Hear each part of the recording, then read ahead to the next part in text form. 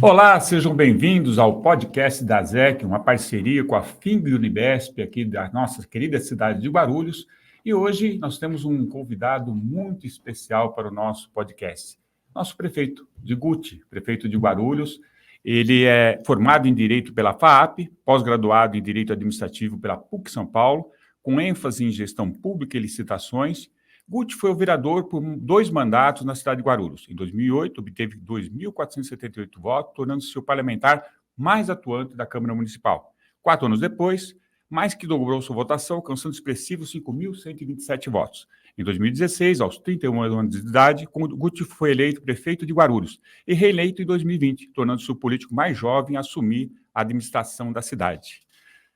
Tudo bem, Guti? Tudo bem, Marquinhos. Prazer estar com vocês aqui no podcast da ZEC. Um abraço a todos da FIG também, grandes amigos, parceiros que fazem um trabalho não só de educação, mas um trabalho social bem legal. Gosto muito do trabalho da FIG nessa questão social, principalmente um beijão ao Sana, família Panoc, todos eles. Bacana. Guti, estou eu aqui, Roberto Marchiori, para entrevistar o Guti, juntamente com o meu parceiro aqui, o Clebson Bernardo.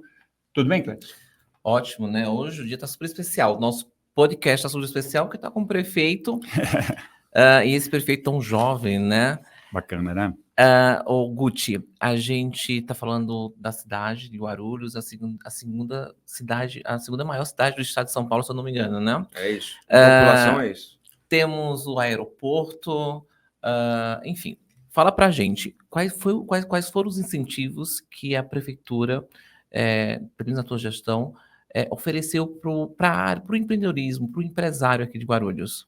Olha, nós temos diversos incentivos, ou até mesmo criamos possibilidades para que a gente conseguisse reter, né, empresas, indústrias do nosso município, que no passado a gente teve uma fuga, uma evasão muito grande de empresas e indústrias de Guarulhos. Então, logo que a gente assumiu, a gente queria resgatar essa credibilidade para que as empresas ficassem na cidade. E depois, obviamente, num segundo momento, conseguir ter uma atratividade grande para que novas empresas pudessem chegar aqui na cidade de Guarulhos, gerando emprego, gerando renda.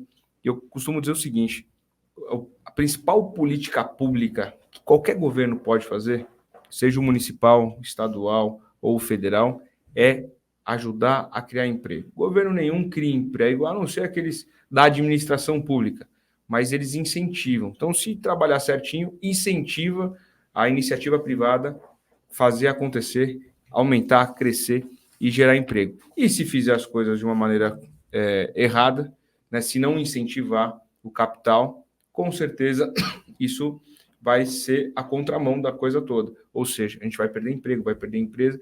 Então, eu costumo dizer o seguinte, a principal política pública é geração de emprego.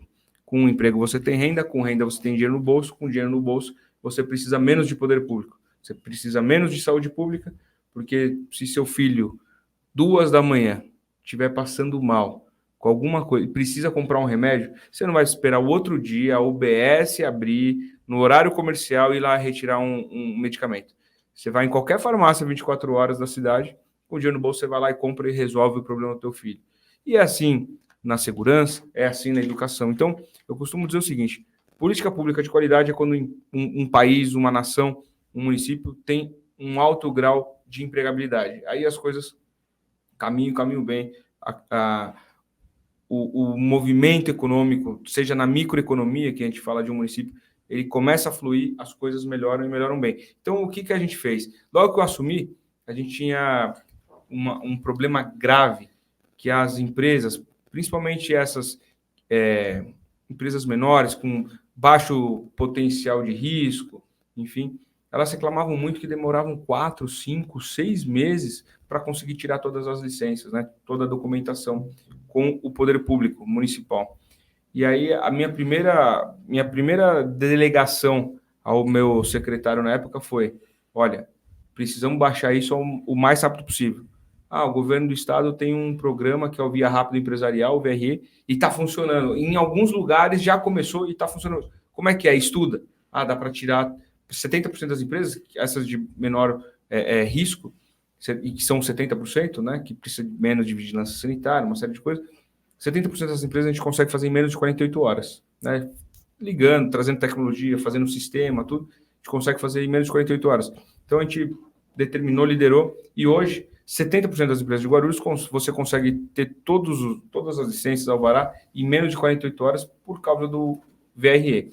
A gente deu incentivo fiscal em Guarulhos para mais de 400 empresas.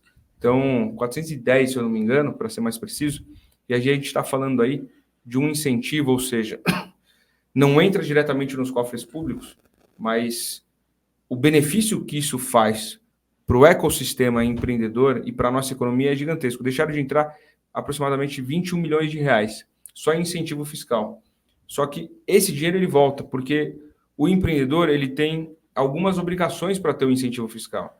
Ele precisa ter o valor adicionado aumentado, ele precisa gerar emprego e renda, então tem uma série de características, mostrar que ele está crescendo. Ou a empresa que já está aqui e vai fazer uma expansão, ou aquela que está chegando. Então, a gente trabalhou muito nessa questão de incentivo fiscal sobre IPTU, né? Então, as empresas deixam de pagar IPTU 10 anos, renováveis por mais 10 anos, e isso fez com que a gente conseguisse reter bastante empresa e atrair muita empresa.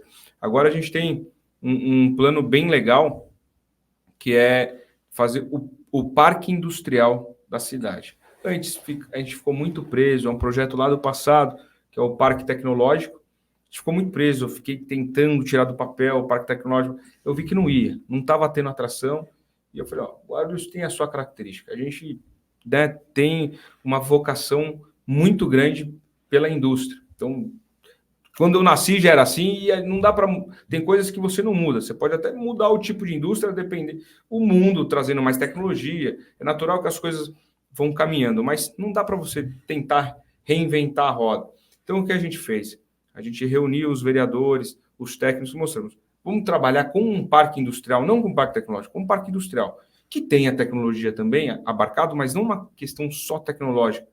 E com isso, né, a gente espera... A gente está agora em fase de licitar uma empresa para que possa nos nortear de que forma a gente consegue ceder esses espaços para essas indústrias que queiram se instalar nesse parque tecnológico, ver qual é a contrapartida dessas indústrias. A gente não vai cobrar absolutamente nada. Sim. O que a gente quer é uma parceria, ou seja, garantir que a gente vai gerar de 2 a 3 mil empregos naquela região em Cumbica, que você conhece muito claro. bem. E então é isso que a gente quer, geração de emprego e principalmente fazer a infraestrutura da gleba ali da área. Então, tendo isso, a empresa vai conseguir empreender. Então, a gente tem muita coisa legal, só que o incentivo ele vai desde uma pequena ação até coisas grandes, como eu falei. Então, para finalizar aqui, para não monopolizar o tempo todo aqui, mas um simples ponto de ônibus na frente, por exemplo, vou pegar um exemplo. A gente tem muita empresa de catering, que você abriu a pergunta falando de aeroporto. Então, obviamente, que a gente está no maior aeroporto da América do Sul, né? Que é aqui em Guarulhos, aeroporto de Cumbica, André Franco Montoro. E aí, com isso, o entorno do aeroporto vive o aeroporto também. Muitas empresas, indiretamente, faturam, né? Fazem dinheiro, movimentam economia, geram emprego através do aeroporto. E as empresas de catering é exatamente isso, que é a alimentação a bordo, para quem não conhece, e ali a gente tinha um problema de um ponto de ônibus. As empresas estavam reclamando que faltava um ponto de ônibus bem ali pertinho dessas empresas, e é uma coisa que ajuda muito, né? Então, e é um incentivo desse tamanho, uma coisinha pequenininha para uma cidade do nosso tamanho, mas que faz a diferença para as empresas se estabelecerem. Recapeamento, então tem uma série de coisas. Então, a gente vem incentivando muito para que a gente consiga reter, para que as empresas não fujam e para que a gente consiga atrair grandes empresas, como estão chegando várias empresas aqui. Tem a gigante chinesa, a Shein, o grupo da Redditor, que é o hospital, e tantas outras que estão prospectando. A gente tem ali na Dutra, ainda não é certo, eu já me reuni 2 vezes, por 2 oportunidades, com o pessoal da Vamos, né, que é uma empresa gigantesca, para que eles estabeleçam também aqui algumas atividades deles, né, ali na beira da Dutra, onde era aquele antigo outlet. Então, e é isso. E eu procuro sempre me colocar à disposição das empresas, quando preciso for, até para ser mais célere, mais rápido. Precisa disso, precisa saber o zoneamento disso. Então, muitas vezes, essas grandes empresas me procuram, e a gente reúne os secretários, tudo para da celeridade, para que a gente não perca essa oportunidade. Perfeito. Bacana. Antes da gente não sair dessa pergunta, eu tenho uma outra pergunta parecida. Você falou sempre em empresas de grande porte, né? Então, a Shein, enfim, são grandes empresas. E os pequenos e médios empresários, né? Ou, nem médios, vamos falar micros, esses MEIs, que são empresários, né? Que tem um funcionário, que tem 2 funcionários.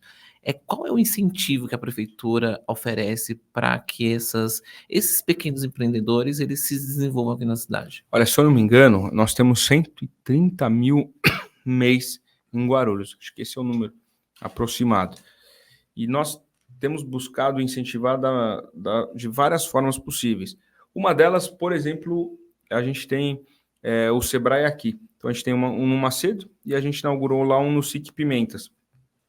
Justamente uma parceria junto com o Sebrae para tutoriar, para ajudar esses pequenos empreendedores a fazer o seu negócio dar certo. Porque a gente sabe, é histórico, vocês sabem melhor do que eu, nos primeiros 6 meses a gente tem ali 60% a 70% das empresas que acabam desistindo, né? O seu fundador acaba desistindo do negócio pela dificuldade, pela burocracia, pelo não faturamento, uma série de coisas. Mas porque não teve ali uma assessoria adequada. E o Sebrae faz muito bem isso. Aí depois, nos 2 primeiros anos, esse número se eleva para 85%.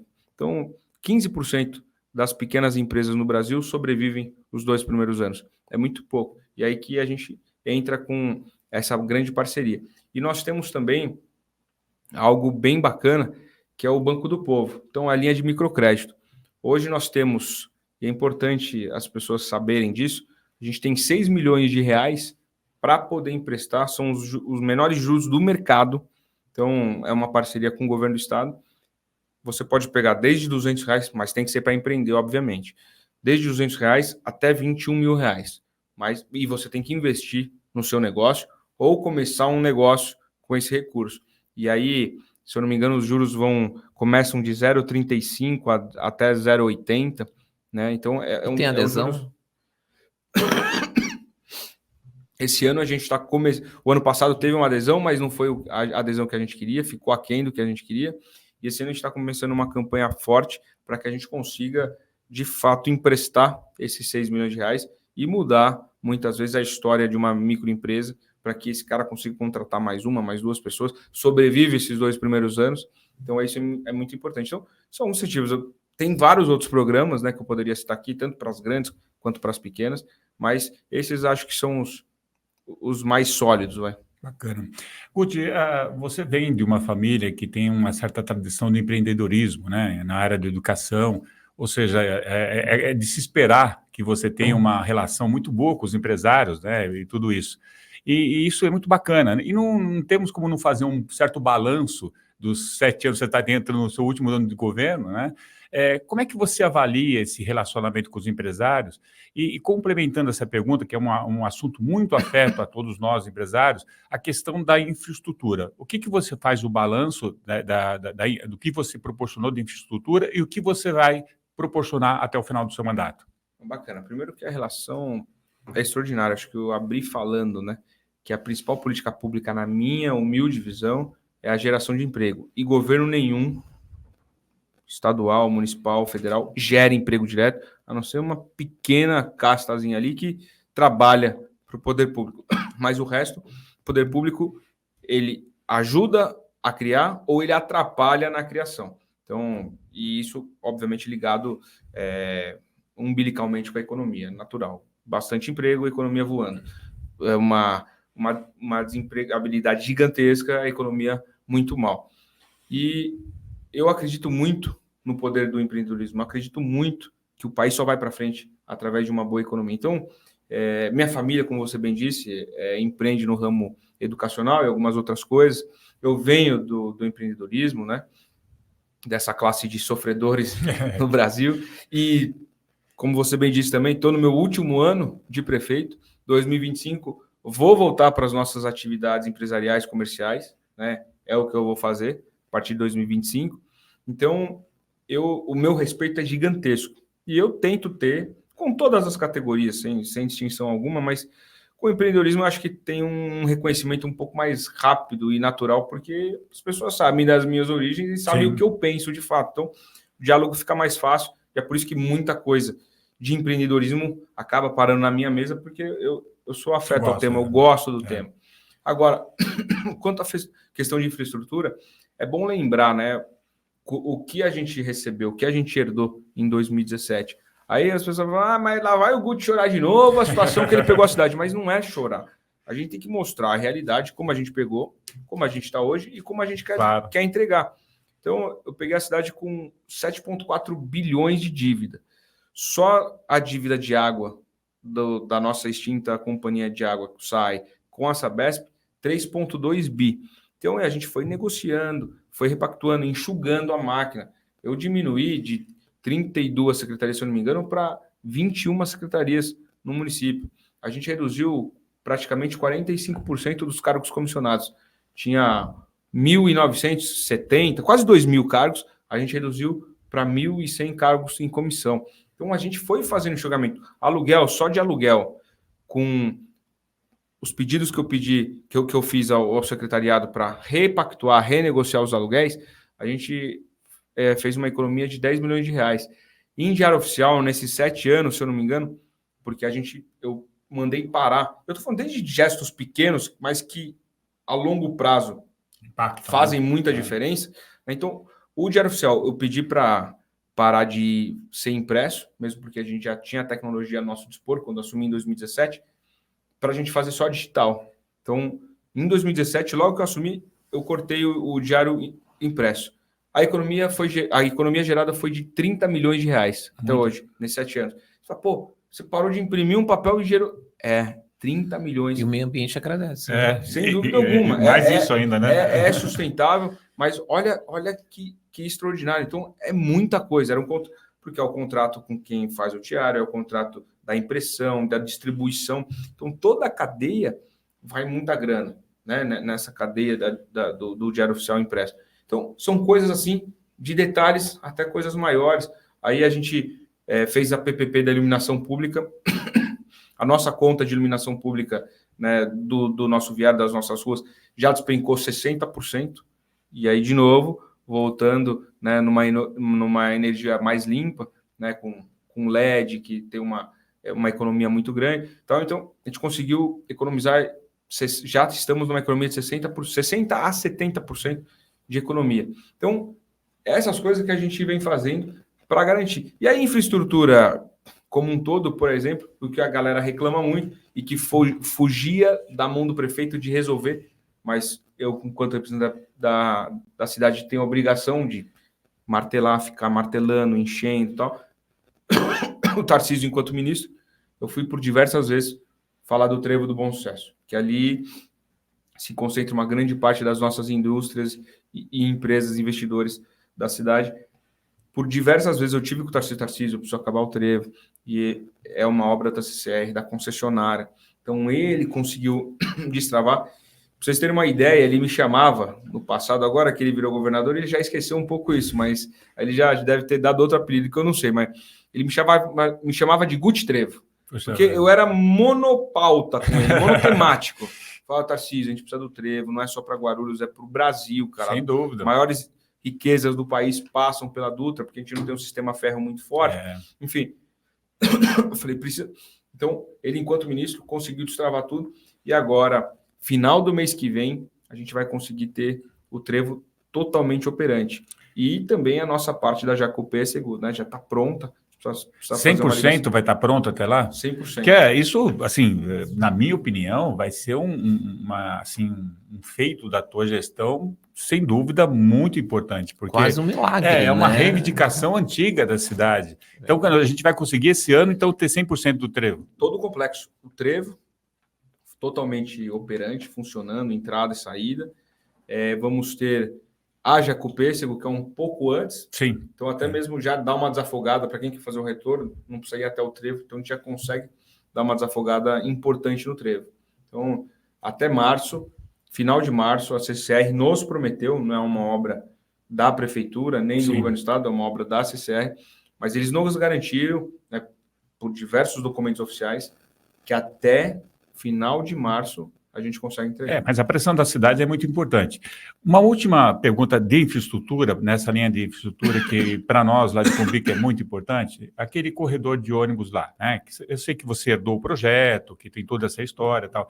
Numa reunião da ZEC, há um tempo atrás, a gente tinha proposto a questão do corredor do ônibus não ser exclusivo, mas preferencial. É uma coisa que a gente insiste nesse assunto, porque isso causa um impacto positivo, a nosso ver, no trânsito de lá. Isso, será que a gente consegue verificar essa possibilidade ainda na tua gestão? Pode tentar novamente. Se eu me lembre, posso estar errado assim de cabeça, mas se eu me lembro, os técnicos do trânsito, eles falam que isso afeta diretamente a velocidade do transporte público. A partir do momento que não é mais uma faixa exclusiva, afeta diretamente o tempo de viagem, né? Que é o IPK, índice por quilômetro rodar, tal, um negócio assim. Então, eles falam que afeta diretamente na viagem. Então, até tendo que fazer repactuação nas empresas que trabalham usando essas linhas, porque vai ficar mais caro. Então, não quero ser mais técnico, mais rei do que, sim. Né, mais real que o rei, mas é algo que a gente precisa falar com os técnicos novamente para ver se dá para revitalizar essa ideia. De bate pronto, eu diria para você que é difícil. Eu entendo. Seria até uma ideia que eu sugiro para a gente discutir esse assunto, porque, assim, na visão dos empresários, também não somos técnicos, né? Seria uma coisa que viabilizaria muito a questão do trânsito na Santos Dumont. Então, eu acho que essa pauta deveria, inclusive com essa interação com o empresariado, para a gente poder discutir sobre esse assunto. Acho que é bacana, acho que a ZEC poderia liderar novamente isso, a gente pode fazer, como brinquei aqui, monopauta, a gente pode fazer uma reunião com essa única pauta, junto com o nosso time, departamento de trânsito da cidade, para ver se é plausível, se dá. E até mesmo para não ser uma resposta, né, um pouco mais genérica, como é a minha, que eu lendo o relatório, mas que o nosso time técnico possa falar, olha, isso dá, isso não dá. Perfeito. O Coutinho, a gente está falando ali da região de Cumbica, né? É uma região extremamente populosa e cresceu de uma forma desorganizada. Então, temos empresas, temos comunidade, todo mundo junto, às vezes não se fala, não se comunica. Qual é o projeto, ou se teve alguma coisa da prefeitura para que aquilo ali não crescesse e também não prejudicasse aquela região que é extremamente industrial? O que foi feito nessa gestão? Se tem alguma coisa ainda que vai dar tempo para fazer para conter o crescimento daquela população ali, que parece-me que é até irregular, né? Olha, a gente tem buscado projetos habitacionais. Então, e projeto habitacional não é barato. Pelo contrário, você precisa ter área, se não tem área, você precisa desapropriar, comprar área. Depois, você precisa ter o dinheiro para financiar a obra, para construir. Então, a gente tem investido muito em fazer a regularização fundiária. Então, a gente tem regularizado muitas áreas para que a pessoa tenha, de fato, o seu papel ali, a certidão de nascimento do seu imóvel, porque você deslocar uma pessoa de tal lugar, é lógico que a gente não está falando de áreas de proteção, áreas inconcebíveis de moradia. Estou falando de áreas pertencentes ao município, né, ao erário público, ou até mesmo áreas em disputa, em litígio, que demandam de cartório e tudo mais. Estou falando dessas áreas, que são áreas passíveis e possíveis de habitação, para que a gente consiga fazer da melhor forma possível e urbanizar de uma forma legal. Agora, a região de Cumbica, a gente tem várias ocupações irregulares que não são passíveis de manter. Então, a gente tem constantemente, até por diálogo com a ZEC, a gente tem feito ali a retirada dessas pessoas, buscando aluguel social. A gente tem um programa agora, o Baquirivu, né? Esse programa que faz na verdade, é o maior programa de infraestrutura. A gente tocou no tema de infraestrutura aqui, mas é o maior programa de infraestrutura do município de Guarulhos das últimas 3-4 décadas, com certeza, que é a macrodrenagem do Rio Baquiribu-Guaçu, e depois em cima a gente vai colocar um baita parque e muitas famílias vão precisar ser reassentadas. Então a gente estamos já em caminhos de construir unidades de moradia para que de fato a gente consiga levar essa galera para lá e impactar muito menos essa questão de cheias, né, de fortes chuvas na casa das pessoas. Então, a gente tem trabalhado sob demanda. Falar para vocês que a gente tem um grande programa de reassentamento para a região de Cumbica, falta grana. A ideia a gente tem, até planejamento nós temos, mas o problema é dinheiro. Então, não adianta a gente aqui falar alguma mentira, alguma besteira. A gente trabalha sob demanda. Então, onde temos os hotspots ali, que a gente chama os pontos mais fortes, aí a gente trabalha sobre essa demanda com o nosso departamento de desfazimento, com a Secretaria de Justiça e tudo mais. Legal. Posso dar um recadinho? Claro. Olha só, estude no mais completo Centro Universitário da cidade de Guarulhos. Faça agora sua inscrição aqui na FIG Unimesp. São mais de meio século de tradição, com um corpo docente altamente qualificado. Você terá aulas com mestres e doutores, e já no primeiro ano conseguirá grandes oportunidades de network e estágios, porque na FIG Unimesp o protagonista é você. Então acesse já o www.fig.br ou entre em contato pelo WhatsApp 11 35 44 03 33. Esse é o recado de hoje. Legal. FIG, eu acho que você estudou aqui, né, Guti, ou não? Não estudei aqui. Tenho vários amigos que estudaram, mas eu acabei não estudando. Legal, Guti. Você já antecipou, na verdade, uma pergunta, o que você vai fazer depois de deixar o cargo de prefeito? Você já disse que vai voltar a ser empresário, mas política é política. Sabe que no futuro, né, a Deus pertence. Às vezes se eu tiver um convite bacana... Com certeza. Eu amo política pública, eu amo gestão pública, acho que é o que eu sei fazer, né, é a minha paixão, creio que seja a minha vocação. Então, se a gente tiver algum convite, obviamente que eu vou estar à disposição, né? 2016 temos eleições. 2026, né? 25 não tem eleição. Sim, é 24 agora, né? Esse ano tem eleição. Vamos lá. É que você falou depois que você parar, depois que você deixar de ser prefeito. Então, 2025, se eu tiver algum convite, volto para a área empresarial. Se eu tiver algum convite de governo estadual, alguma coisa para trabalhar no poder público, eu, dependendo do convite, posso aceitar, porque é o que eu gosto, é a minha paixão. E em 2026, temos eleições a qual eu posso disputar, porque em 2024 eu não posso disputar nenhuma eleição. Então, em 2026, devo disputar alguma eleição, plano nacional, não sei, mas aí fica mais a critério do partido também, mas eu vou estar à disposição, que é o que eu amo fazer. Então. Bacana. Então, nessa linha, Guti, você, independente do cargo que você vai pleitear em 2026, assim, o que você faria com os seus legados enquanto prefeito por 2 gestões de Guarulhos, em especial voltado para o meio empresarial? Eu não entendi a pergunta. Quais os seus legados? O que você? Quais são os legados? Os legados que você fala assim, poxa vida, olha, isso me credencia para realmente pleitear cargos mais altos ou, né, em outras esferas? Primeiro de tudo, arrumar a casa. Como eu disse lá no início, a gente pegou tudo desajeitado, com uma dívida enorme, muitas obras paradas. Só na educação, eu tinha 17 escolas e creches abandonadas no Esqueletão. Eu entreguei todas. Eu tinha 3 CELs parados também no Esqueletão. Eu entreguei todos. Vou entregar um novo agora também. Vamos começar a obra, mas esse é do zero. Na saúde, eu entreguei 2 UPAs que também estavam no Esqueletão. Então, tudo, com exceção do trevo e de 2 andares do Hospital Pimenta, que ainda estou perseguindo. O trevo está resolvido, como a gente já falou aqui. Que bom. Já é um grande legado, pelo menos com certeza. Eu tenho os documentos todos e já é um grande legado. Está se avizinhando aí, 45 dias, mais ou menos, 40, a gente deve conseguir cortar a fita lá. E o negócio funcionando, não é só cortar a fita. É obra da CCR, como eu disse. 2 andares do Hospital Pimentas, que é ainda o que eu estou perseguindo para ter a grana, o recurso, para entregar isso para a população que merece demais. Tem um outro hospital que a gente fez uma PPP, que é o IGA, Hospital Infanto Juvenil de Guarulhos, vai dobrar a capacidade de leitos, e esse a gente está fazendo sem dinheiro nenhum. Aí você fala, como está fazendo sem dinheiro? Na verdade, a gente fez uma PPP, foi lá na B3, né, o martelo batido.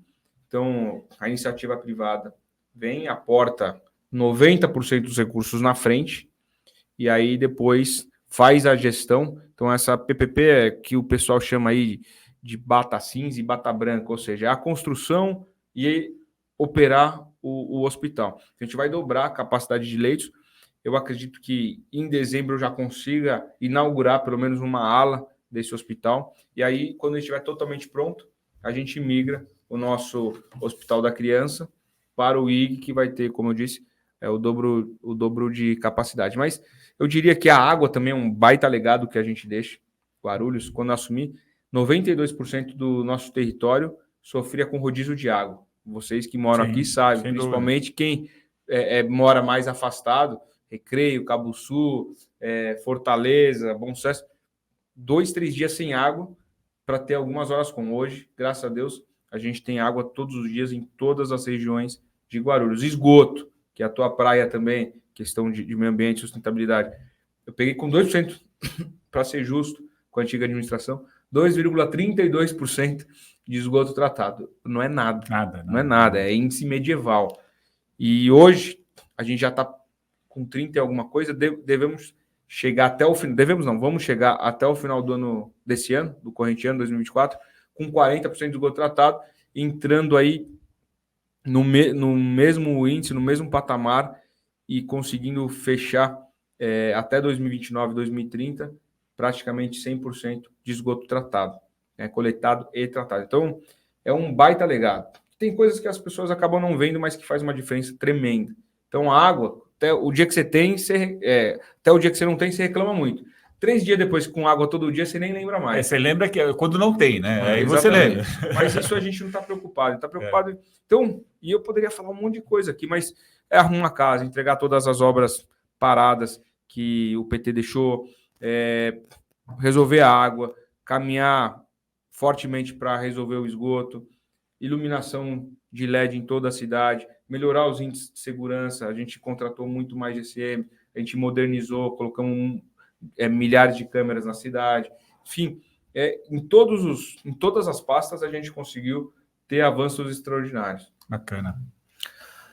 Guti, eu não queria falar, mas vou ter que falar sobre meio ambiente. A gente falar sobre o Cabo Sul, né? O Cabo Sul é uma área extremamente belíssima, né? Quem conhece o Cabo Sul, e ela foi destruída um tempo atrás e existe um crescimento descontrolado de casas numa região de proteção permanente, né?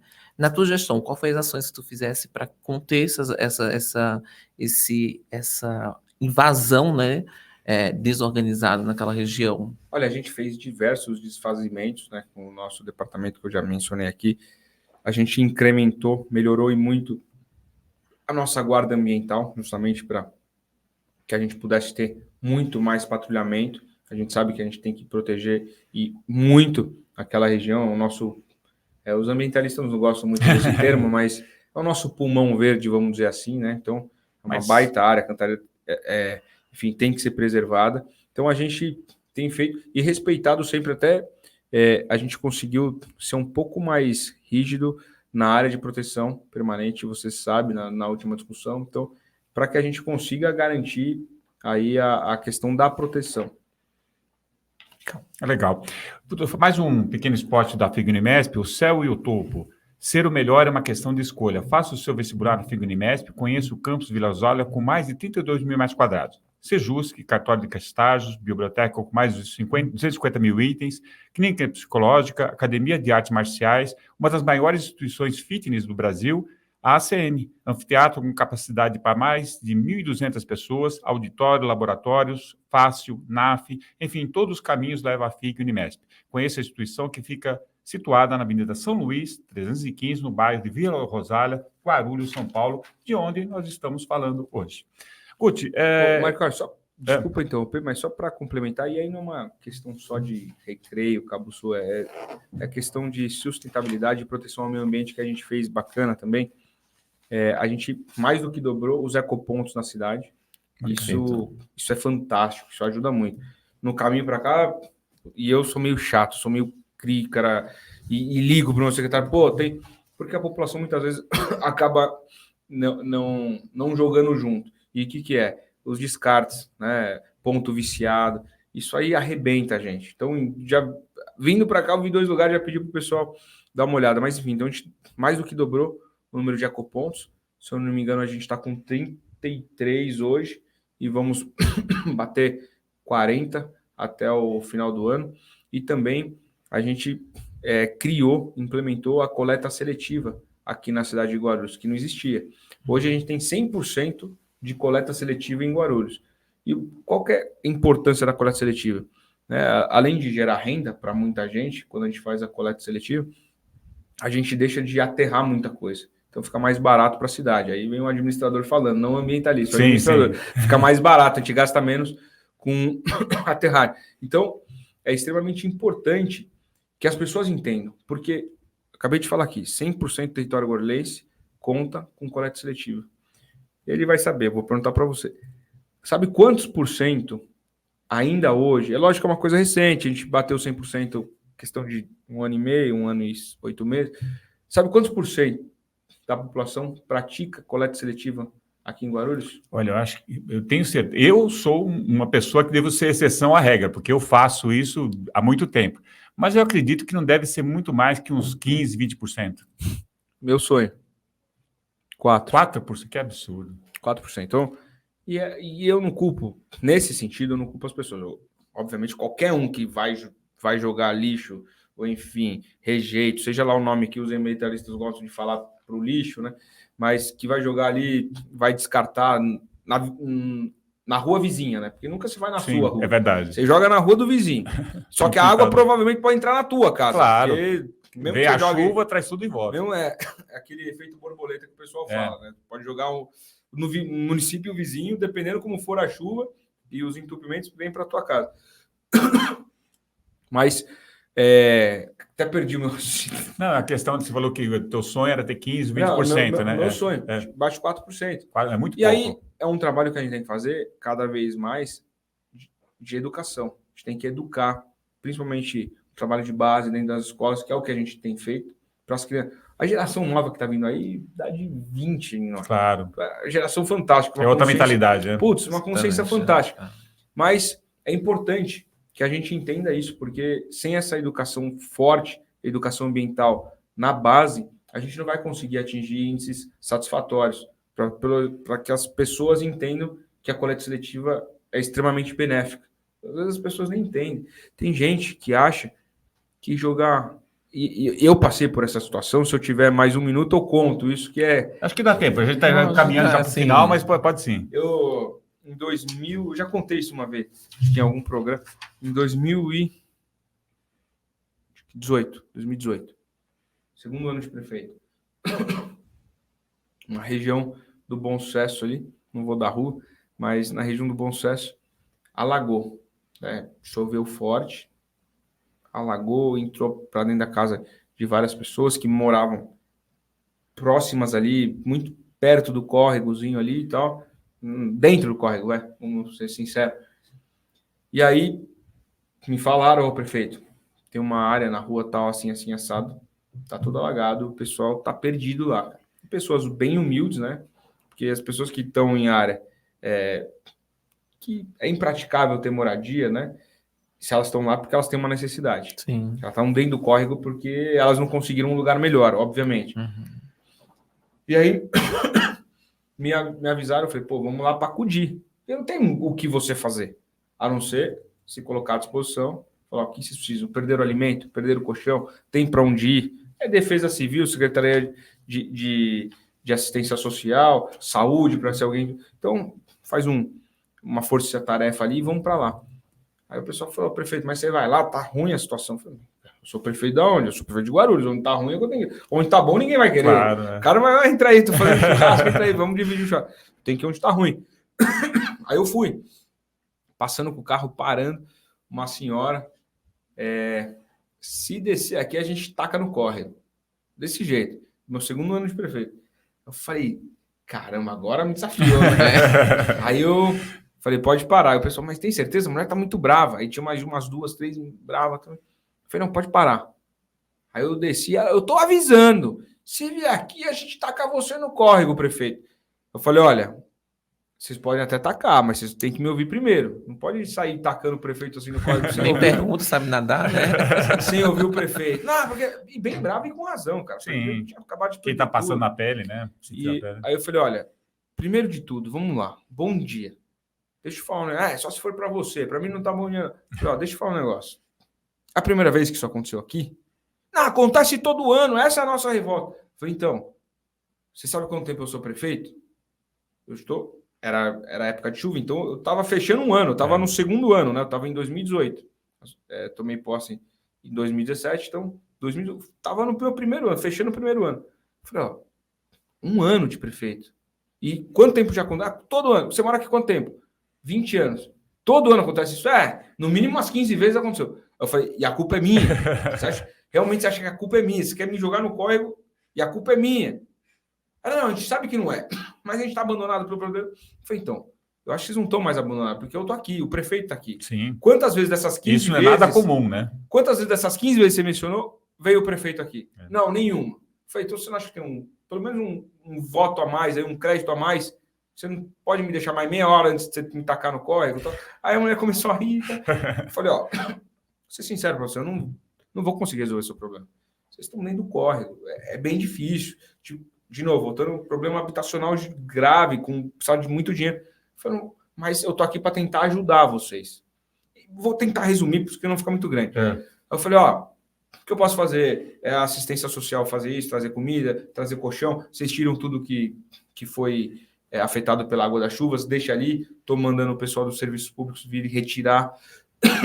E o que mais dentro do nosso espectro de atuação a gente puder fazer, a gente vai fazer. Aí, pô, ficaram felizes, todo mundo levava em uma casa, em outra. Olha, prefeito, que droga, perdi e tal. Pô, clima amistoso, o pessoal tirando foto. Pô, não imaginei que o prefeito vinha. Beleza. Resolvemos ali esse trabalho de acolhimento dessas pessoas, né, de ajudar um pouquinho nessa dor. Eu tô indo embora. A mesma mulher falou, eu vou te jogar no córrego, você descer aqui. Tô indo embora, depois de rodar um monte de casa. Ela tá com o filho, tacando o estrado do sofá que foi afetado por causa da enchente, no córrego, atrás da casa dela. Eu falei, mas por que você está fazendo isso? Eu não falei que era para deixar ali que vai... não, mas aqui não tem problema, o rio leva. Eu falei, não leva. Aí eu expliquei, esse negócio, o colchão, a madeira vai travar ali no caninho. Tá vendo o caninho ali no fundo? Vai represar, a água vai subir de novo. É uma coisa lógica para a gente, mas para quem não teve o estudo, para quem... Falta educação, né? As questões ambientais estão muito voltadas à educação. Tem que ser pesada a educação ambiental. As pessoas não sabem, muitas vezes, conectar uma ação com a reação da natureza. Não sabe. Então, aí eu expliquei, então, eu não sabia. Eu falei, ainda bem que você não jogou, porque mais um minuto você jogar. Enfim, então, tudo isso para resumir. A gente tem que focar muito na educação ambiental. Sem dúvida. Nas crianças, que é uma geração primeira que a nossa. Ô, prefeito, deixa eu falar uma coisa para vocês, eu não posso deixar de fazer essa pergunta. Inclusive, a Loredana vai agradecer muito. Você falou em legado, você esqueceu de uma coisa. O DEPAN, você foi o cara que trouxe o DEPAN, eu acho muito bacana esse projeto. Está em obra lá para aumentar a área de soltura e tudo. Rapidinho, fala pra gente como foi esse projeto, quem te deu essa ideia de trazer um departamento para cuidar só do doente de animais. Tá muito em foco, e eu acho que é tão importante a gente cuidar disso. Inclusive, tu tem um cachorro, né? Tem um pet que tá na prefeitura. Tá na prefeitura. Conta pra gente. Bom, desde o meu primeiro plano de governo da primeira eleição, já constava ali que eu queria ter um departamento para proteção animal. E aí, a gente, logo que entrou, começamos a rascunhar para ter, de fato, várias cidades. Tem cidade até que é na nossa frente, que tem secretaria de proteção animal, que tá um baita golaço. A gente ainda não conseguiu fazer, mas a gente criou o Departamento de Proteção Animal, que aí a gente tem um medo de falar número quando eu não tenho certeza, mas eu acredito que a gente tenha mais de 12 ou 14 pet parks. Depois eu posso confirmar a informação correta. Não existia nenhum pet park. É justamente para estimular que o bichinho possa ser levado pelo seu tutor ali para fazer as necessidades, né? Tudo com responsabilidade, para curtir, para brincar, para gerar essa interação. Né? Então, a gente criou vários pet parks na cidade, mas o departamento de proteção, muitas vezes, é para ajudar junto com os zoonoses na remoção, no resgate, que é importante. A gente criou um projeto que é o Pet Eterno, que aí já está mais voltado nos serviços públicos, que não existia. O que é? Aqui, olha, teu bicho morre, o que você faz? As pessoas sem instrução e não tem uma conexão, não tem grana ali, ela fica desesperada. E aí vai jogar onde? No córrego. Vai jogar no córrego, vai jogar numa esquina, enfim, num saco de lixo e tal. A gente criou esse Pet Eterno, a pessoa leva. E aí a gente tem não sei o termo correto, mas vai a geladeira, o freezer, para deixar o bicho ali, para depois fazer o procedimento correto e tal, para destinar da forma correta. Então, justamente para ser uma questão ambiental correta.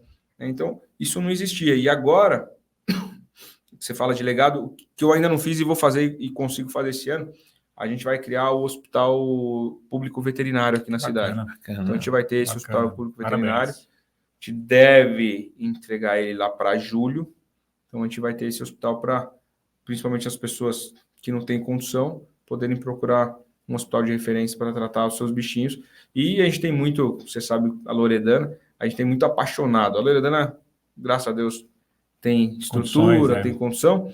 Ela cuida lá de 50, 60, 70 cachorros. São 80. Vamos falar 80 é que não para de crescer. Eu não atualizei mais.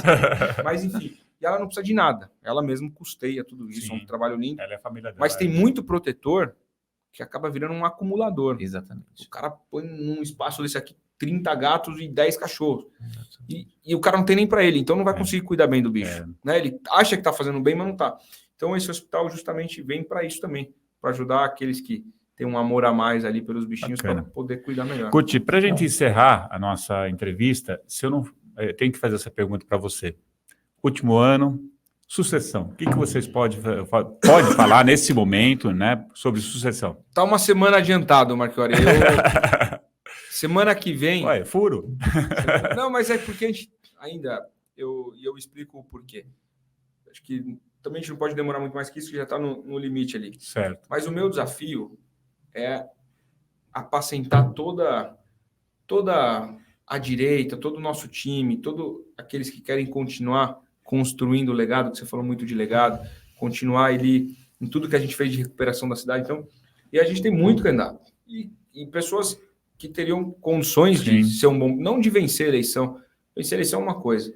Fazer uma boa gestão é outra totalmente diferente. Às vezes o cara que tem condição de vencer uma eleição pode não fazer uma boa gestão e vice-versa. Então, o meu dever de casa agora, e que está muito difícil, digo para vocês, é juntar toda essa galera. Então, tem o Thiago Surfista, que é um baita cara, que a gente precisa estar no mesmo espectro político. A gente tem o xerife do consumidor, tem o americano, tem o Jesus. A gente precisa. Por quê? E aí, falando em matemática, aí vamos trazer para o meu âmbito de especialidade, vamos dizer assim. Se a gente tiver, que vamos estar caminhando para ter, 2 candidatos de esquerda, a esquerda, tradicionalmente em Guarulhos, em um primeiro turno, tem entre 30% e 35%. A gente pega o histórico das últimas eleições, 30% a 35%. Né? Com 2 candidatos, isso vai dividir entre eles. Sim. Eu não sei quem vai ter 20, quem vai ter 15, quem vai ter 19 e outro 16. Mas a divisão é quase inevitável. Né? Mas vai ter essa divisão. Não sei qual que vai estar na cabeça ali. Mas a gente está falando de um cara de 19 e outro de 16. Então, já comeu 35% de 100%, né, no universo total de votos. Então, a gente está falando aí de 65% que sobra. Né? 35% para a esquerda, 65% está aqui ainda, pronto para ser votado. Aí vamos pôr ali 25% de pessoas que não vão para a urna, estão desgostosas com qualquer um, da esquerda, da direita, do além, não importa. Está desgostoso. Então, sobra 40%, né? 65% menos 25%, 40% de votos. Se eu tiver aqui 4 candidatos, dividir hermeticamente 10%. Ou seja, centro-direita fica sem representante nenhum no segundo turno, que é uma cidade grande, muito dividida, polarizada. Então, é um risco, né? Existe um risco enorme. Então, o meu trabalho é esse, é juntar essa galera toda, ter, se possível, uma frente única, para a gente ter a garantia de que a gente consiga representar bem a direita num segundo turno e aí vencer a eleição, porque também, historicamente, e aí a gente pega as últimas 5 eleições, a direita tem vencido, centro-direita tem vencido em Guarulhos. É como as últimas 5 eleições. Vamos lá. Aécio Neves ganhou em Guarulhos, da Dilma, se eu não me engano. Acho que foi esse o confronto presidencial. Ele ganhou. Aí veio eu ganhei para prefeito né? O PT não foi nem para o segundo turno naquela ocasião. Aí veio o Bolsonaro, né? Então a terceira eleição consecutiva ali. O Bolsonaro ganhou as eleições e ganhou em Guarulhos. Depois veio eu de novo, ganhei do PT, né? No primeiro e no segundo turno. E agora veio o Bolsonaro, perdeu as eleições majoritárias, mas em Guarulhos ele venceu. E sempre com 55, 56, 57, essa é a margem ali de segundo turno. Então, nas últimas 5 eleições, tem dado centro ali com a Aécio e direita. Eu acredito que isso deva continuar, essa tendência, pelo que a gente vem estudando, mapeando, essa tendência deva continuar. Mas se a gente não tiver representante da direita no segundo turno, não vai adiantar nada. Aí né? vamos tentar escolher um espectro um pouco mais central, né? Mas então quer dizer que em uma semana a gente vai ter essa definição, mais ou menos? Precisa ter, porque está se estrangulando o tempo aí, né, de candidaturas. Bacana. Mas é isso, Estamos muito encerrando bom. nosso podcast, Prefeito, muito venha bom. mais vezes, ainda dá tempo, né? Só Tem convidar. 10 meses aí, Isso vamos aí. embora. Ah, mas pode me convidar Isso. como ex-prefeito também. Também, mano, prazer, como empresário, né? Ou Boa. pelo menos como empresário. É isso. Mais uma vez, nós estamos encerrando o nosso podcast da ZEC, em parceria com a FIG Unibesp. Foi uma entrevista muito bacana, muito proveitosa para você, guarulhense, e também que não é guarulhense, né? Que queria conhecer um pouquinho mais do nosso prefeito. E, quem sabe, tenha, né? E desejamos isso, um futuro político muito promissor e muito profícuo, e possa contribuir, né, não só com a sua experiência, mas também com a sua jovialidade, com o seu empenho, com a sua garra, também em outras esferas dos nossos governos. Obrigado, Guti. Até mais, viu? Eu que agradeço aos dois. Obrigado, viu? Valeu. Tchau.